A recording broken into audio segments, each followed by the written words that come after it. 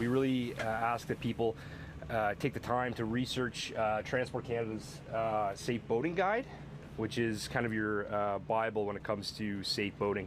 Over the last few years, with the legalization of cannabis, our challenges have changed slightly. The Victoria Day long weekend, aka May 2-4, has arrived. And with that, emergency responders are reminding us to use a little extra care if you're planning to hit the land or water for some hopefully well-earned R&R.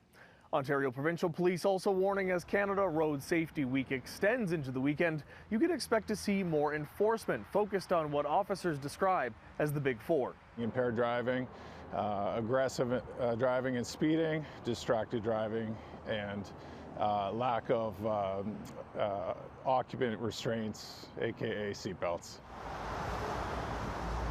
Fatal collisions in Ontario have been slightly up to date, year to date, compared to last year.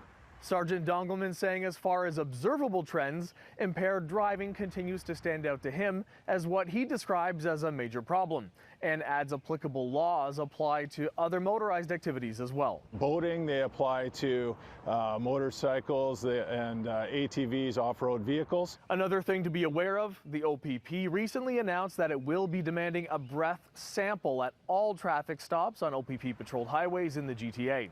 Dongelman's telling us he was unable to comment on the controversial announcement, but did confirm it is still in effect. Meanwhile, out on the lake, We're not going out. We want to promote people wearing their life jackets, not just keeping them on board. At this time of year, another thing to consider is the temperature of the water. Letting people know where you're going to be and where you're going to return. Oakville Marine Search and Rescue saying a post-pandemic bump in emergency calls from Western Lake Ontario have kept up ever since, and this season appears to be off to a similar start. We've started the year off with several calls already, just mundane, minor things, nothing serious, but there has been a number of calls already, so that suggests that we're probably looking at a busier than normal season again.